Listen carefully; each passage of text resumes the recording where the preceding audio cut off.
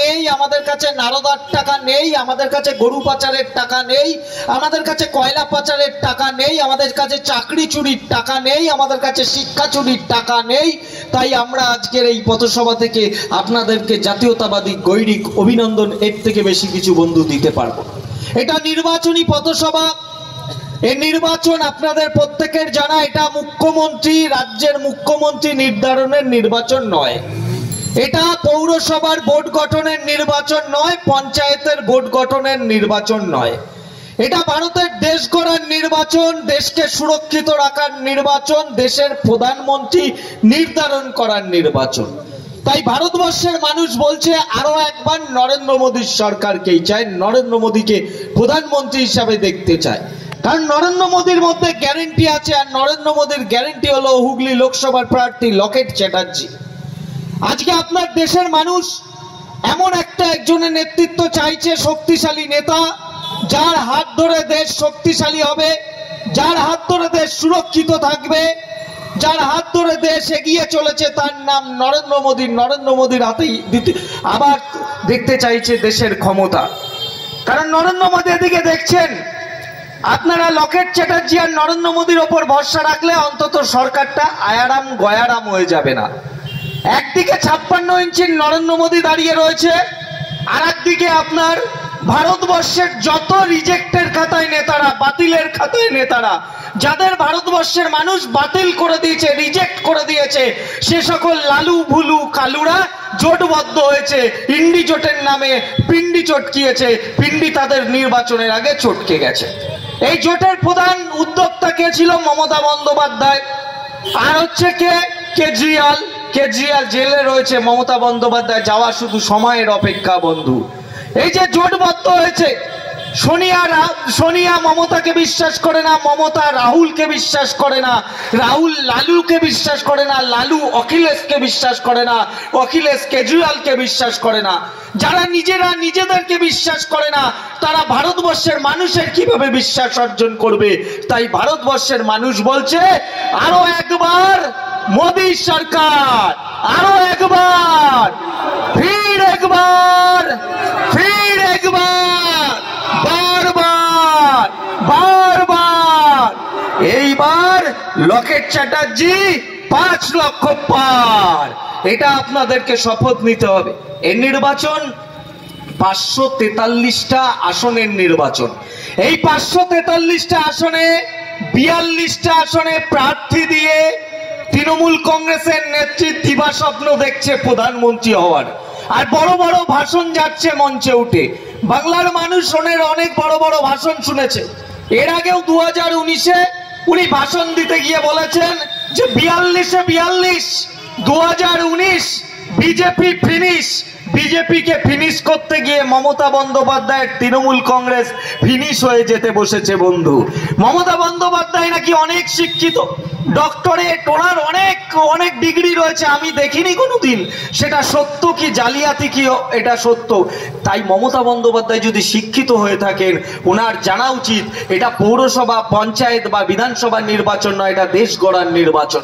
মমতা বন্দ্যোপাধ্যায় যদি শিক্ষিত হয়ে থাকে, এই দেশের নির্বাচন নিয়ে উনি শিক্ষানীতি নিয়ে কথা বলুন, অর্থনীতি নিয়ে কথা বলুন, বিদেশ নীতি নিয়ে কথা বলুন। আর উনি যদি নির্বাচনে যেতে, দেশের অর্থমন্ত্রী ওনার দল থেকে কে হবে সেটা বলুক। সেটা না বলে 2014 সাল থেকে মমতা বন্দ্যোপাধ্যায় স্বপ্ন দেখে যাচ্ছে প্রধানমন্ত্রী হবার। কখনো সারদার টাকায়, কখনো নারদার টাকায়, কখনো বালির টাকায়, কখনো কয়লার টাকায়, কখনো চাকরি চুরির টাকায়, কখনো শিক্ষা চুরির টাকায়। কিন্তু এইবার বুঝতে পেরে গেছে উনি প্রধানমন্ত্রী হতে পারবে না, তাই আর মঞ্চে উনি কিন্তু প্রধানমন্ত্রী হওয়ার কথা বলছে না।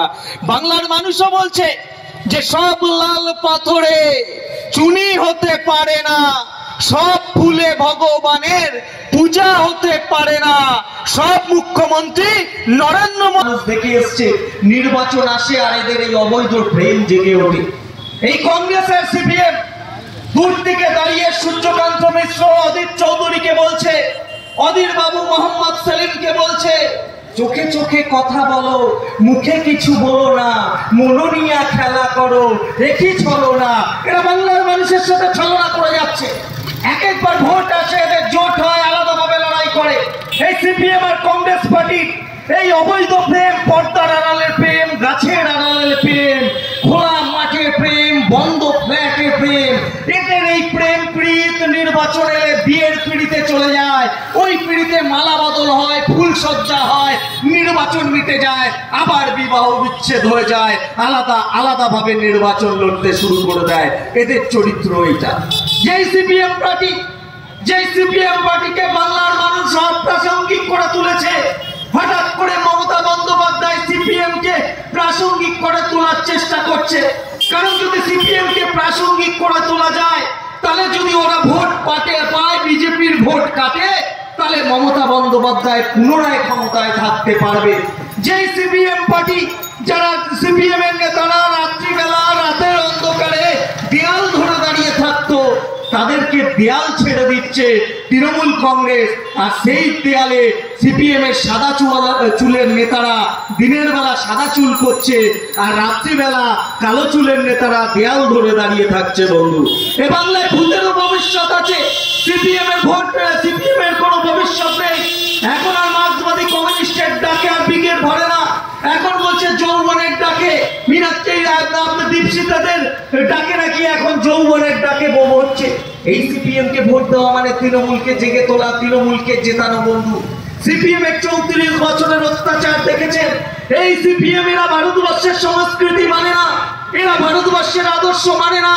যেই সিপিএম দেশের জাতীয় পতাকা উত্তোলন করতে তারা দ্বিধাগ্রস্ত হয়, তারা দ্বিধাবোধ করে।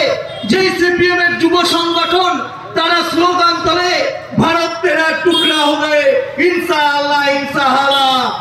যারা এই স্লোগান তোলে তাদেরকে আপনারা ভোট দেবেন। যেই সিপিএম পার্টি তারা বলে না যে লাল সালাম বলে, তারা লাল প্রণাম বলে না, লাল নমস্তে বলে না। যে সিপিএম পার্টির নেতা যারা আপনার ওখানে সুভাষ চক্রবর্তী তৎকালে তারাপীঠে পুজো দিতে বলে গেছিল বলে তাকে সাসপেন্ড করেছিল, হিজাব পরে সেখানে যদি ইফতেহার পার্টি করতে যায় তাহলে সেটাকে তারা সমর্থন করে। বন্ধু, ধর্ম নিয়ে তারা রাজনীতি করে। তাই সিপিএম পার্টিকে ভোট দেওয়া মানে আপনারা তৃণমূল কংগ্রেসকে জেতা। আরেকটি দল কংগ্রেস পার্টি, যে জোটের নামে ভোট পেয়েছে। যে কংগ্রেস পার্টি ভারতবর্ষের প্রধান বিরোধী দল। এই কংগ্রেস পার্টির নেতা নেই, নীতি নেই, আদর্শ নেই, কর্মসূচি নেই। শুধুমাত্র একটা পরিবারকে বাঁচাতে গিয়ে যারা নিজেদের দলটাকে শেষ করে ফেলেছে, সেই কংগ্রেস পার্টিকে যদি আপনারা সমর্থন করেন, সমর্থিত সিপিএম কে সমর্থন করেন, সেই কংগ্রেস পার্টিকে, তাহলে তারা দলের মতো ভারতবর্ষকেও শেষ করে দেবে। আরেকটি দল জোটের নামে ভোট পাকিয়ে এখানে আলাদাভাবে লড়াই করছে।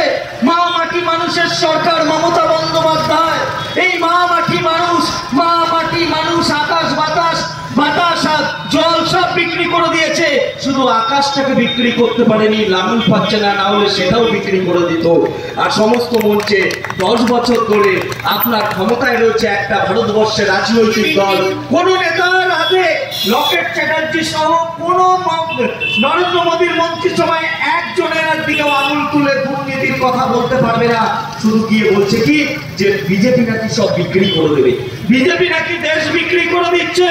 মাননীয় মমতা বন্দ্যোপাধ্যায়, আপনি তো বলছেন বিজেপি দেশ বিক্রি করে দিচ্ছে। আপনার জোট সঙ্গী রাহুলের বাপ ঠাকুরদা দেশের কি কি বিক্রি করেছে, কি কি রেখে দিয়েছে, একবার বাংলার মানুষ, দেশের মানুষের সামনে বলবে। মমতা বন্দ্যোপাধ্যায় চোরের মায়ের বড় গলা, আপনি বলছেন নাকি বিজেপি সব বিক্রি করে দিচ্ছে। একবার বলবেন ওই গেট ইস্টার্ন হোটেলটা কে বিক্রি করে দিল, হলদিয়া কে বিক্রি করে দিল, হরিণঘাটা কে বিক্রি করে দিল, মেট্রো ডেয়ারি কে বিক্রি করে দিল। মমতা বন্দ্যোপাধ্যায় সৎ সাহস থাকলে আপনি পশ্চিম বাংলার মাটিতে দাঁড়িয়ে বলুন এগুলো পশ্চিম বাংলার মাটি থেকে কে বিক্রি করে দিল। বলছেন নাকি বিজেপি সব বিক্রি করে দিল। আমরা এসব নিয়ে ভাবি না। আমরা মমতা বন্দ্যোপাধ্যায়ের এই চলতে আরে ভারতবর্ষের সমস্ত স্তরের মানুষকে নিয়ে, মধ্যবিত্ত থেকে গরিব মানুষদের নিয়ে আজকে ইস্তেহার প্রকাশ করেছে।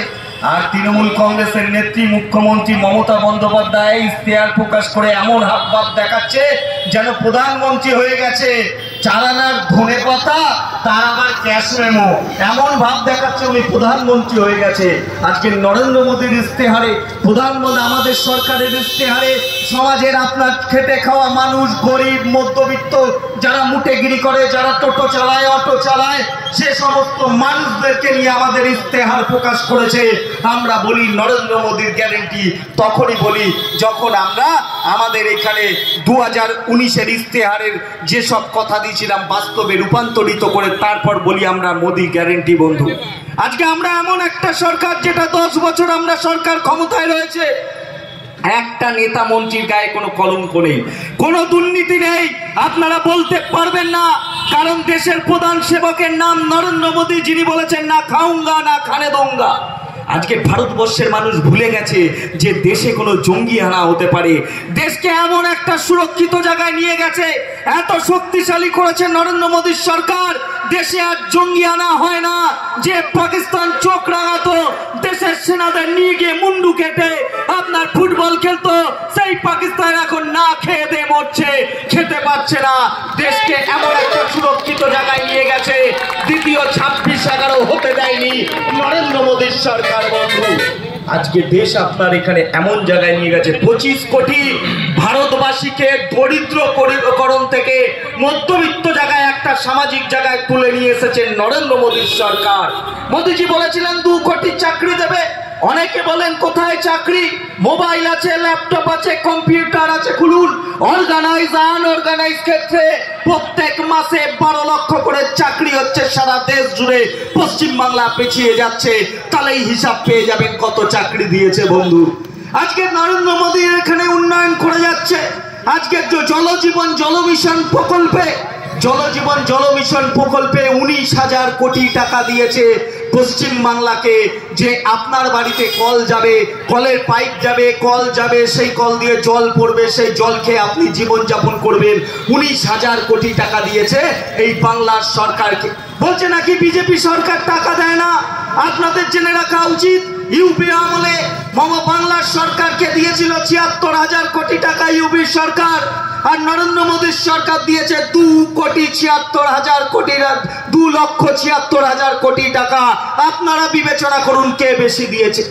10 বছরে অর্থনৈতিক বছরে 6 বছরে গ্রামীণ উন্নয়ন প্রকল্পে সবচেয়ে বেশি টাকা দিয়েছে নরেন্দ্র মোদীর সরকার। শুধু বলেছে তুমি হিসাব দাও, হিসাবটা দিতে পারছে না। নরেন্দ্র মোদীর সরকার বলে না তো পশ্চিমবাংলায় আমার সরকার নেই, আমি তোমাদের কোনো টাকা পাঠাবো না। প্রধানমন্ত্রী আবাস যোজনাতে এই বাড়ি পাবে না, বিশেষ কোনো সম্প্রদায় বাড়ি পাবে না।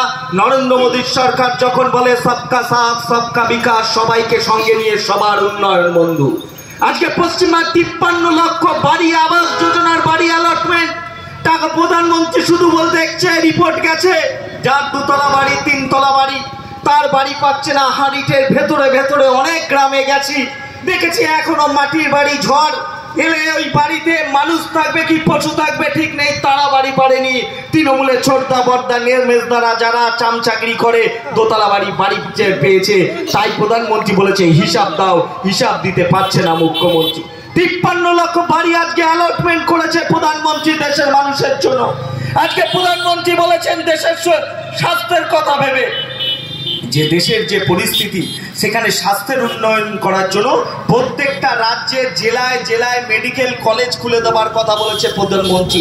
শুধু সমস্ত রাজ্যে এগিয়ে যাচ্ছে, একমাত্র পশ্চিমবাংলা ব্যতীত পশ্চিমবাংলার সরকার জমি দিতে পারছে না। জমি নীতির জন্য এখানে রাজ্যে রাজ্যে আপনার মেডিকেল কলেজ জেলায় জেলায় হতে পারছে না। প্রত্যেকটা ব্লকে দেখবেন স্বাস্থ্য কেন্দ্র হচ্ছে। এই স্বাস্থ্য কেন্দ্রের টাকা কে দিচ্ছে? নরেন্দ্র মোদীর সরকার দিচ্ছে। মমতা বন্দ্যোপাধ্যায় এতটাই বেঈমান, তিনি একবারও বলছে না ওটা নরেন্দ্র মোদীর সরকার দিচ্ছে। স্বাস্থ্য কেন্দ্রগুলো নীল সাদা রং করে বলছে নাকি উনি দিয়ে দিচ্ছে, প্রত্যেকটা দিচ্ছে কেন্দ্রীয় সরকার। বন্ধু, আজকে এই এলাকাতে যারা ছোট ব্যবসায়ী, যারা বড় ব্যবসায়ী, এক সময় 70 বছর হয়ে গেছে ব্যাংকে খাতা ছিল না, ব্যাংকে অ্যাকাউন্ট ছিল না, তাই আপনার সেখানে দাঁড়িয়ে তারা বাইরে থেকে 10% 20% ইন্টারেস্টে সুদে টাকা নিয়ে ব্যবসা করতে হতো। তাই মোদীজি জনধন যোজনায় অ্যাকাউন্ট খুলে দিয়েছে, ব্যাংকের অ্যাকাউন্ট খুলেছে, তাতে করে ব্যাংক থেকে কম সুদে ঋণ নিয়ে মানুষ ব্যবসা করতে পারছে, ব্যবসার উন্নয়ন করতে পারছে। 70 বছর স্বাধীন হয়ে গেছে, এর আগে কোনো সরকার বন্ধু ভাবেনি এর কথা। আজকে যখন করোনা হয়ে গেছে, তার আগে কৃষকদের যে পরিস্থিতি, কৃষকদের যে উন্নয়ন নরেন্দ্র মোদীর সরকার করেছে, কৃষকদের উন্নয়ন মানে শুধু ফসলের ন্যায্য মূল্য নয়। ফসলের ন্যায্য মূল্য মানে কৃষকের উন্নয়ন নেই। 70 বছর স্বাধীন হওয়ার পর কৃষি নির্ভর গ্রামগুলো, গ্রামে যেখানে বহু জায়গায় বিদ্যুৎ ছিল না, পাকা বাড়ি ছিল না, কলের জল ছিল না, নরেন্দ্র মোদীর সরকার আসার পর সেই সব গ্রামে বিদ্যুৎ ঢুকেছে, পাকা বাড়ি হয়েছে, কলের জল পাচ্ছে, কৃষকদের উন্নয়ন করেছে নরেন্দ্র মোদীর সরকার।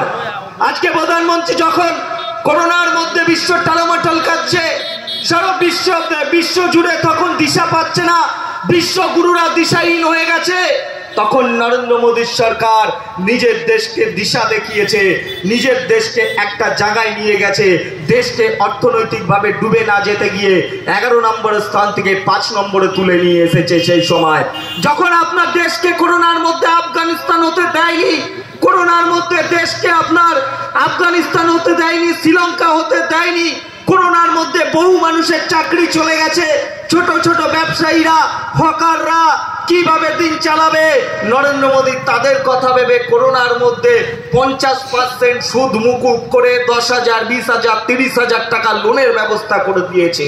জনধন যোজনার অ্যাকাউন্ট যাদের ছিল, করোনার মধ্যে 500 টাকা করে 3 বার মায়েদের অ্যাকাউন্টে টাকা পাঠিয়েছেন নরেন্দ্র মোদীর সরকার। আজকে যারা তৃণমূল কংগ্রেসটা করছেন, যারা এই মাটিতে দাঁড়িয়ে বিজেপিকে গালাগাল দিচ্ছেন, বিজেপিকে সাম্প্রদায়িক বলছেন, আমি তাদেরকে বলি, এই যে মাটিতে দাঁড়িয়ে রয়েছেন, এই মাটিটা যদি বিজেপির প্রতিষ্ঠাতা শ্যামাপ্রসাদ মুখার্জি না থাকতো, এই মাটিতে দাঁড়িয়ে আপনি সিপিএম তৃণমূল কংগ্রেস করতে পারতেন না। বিজেপির প্রতিষ্ঠাতা শ্যামাপ্রসাদ ছিল বলে করছেন। আজকে যারা বড় বড় ডায়লগ দিচ্ছেন, আমি তাদেরকে বলে রাখি, আজকে নরেন্দ্র মোদী ছিল বলে আপনারা আজকে বেঁচে আছেন, কারণ নরেন্দ্র মোদীর সরকার ছিল বলে বিনা পয়সায় ভ্যাকসিন পেয়েছেন, আর ভ্যাকসিন পেয়ে আপনি আজকে করোনার সাথে যুদ্ধ করেও বেঁচে আছেন। এটা নরেন্দ্র মোদীর সরকারের জন্য বন্ধু। আজকে নরেন্দ্র মোদীর সরকার যখন দেখছে করোনা কালের মধ্যে বিনা পয়সায় রেশন, 80 কোটি ভারতবাসীকে রেশন আমাদের যোজনায় আবার নতুন ইস্তারা বলেছে আগামী 5 বছরও দেওয়া হবে। এই রেশনে যখন দেওয়া হলো, তখন এই রেশন দুর্নীতি পশ্চিমবাংলাতে ওই ইতিহাস সৃষ্টি করে ফেললো। 9 কোটি জনসংখ্যা পশ্চিমবাংলায়, 3 কোটি ভুয়ো রেশন কার্ড। ভাবলেও অবাক লাগে, 36,000 কোটি টাকার দুর্নীতি করেছে মমতা বন্দ্যোপাধ্যায়ের সরকার। আপনার চাল, আপনার ডাল, আপনার গম খেয়ে দুর্নীতি করেছে। শিক্ষামন্ত্রী জ্যোতিপ্রিয় মল্লিক 10,000 কোটি টাকা দুর্নীতি করে আজকে জেলে আছে।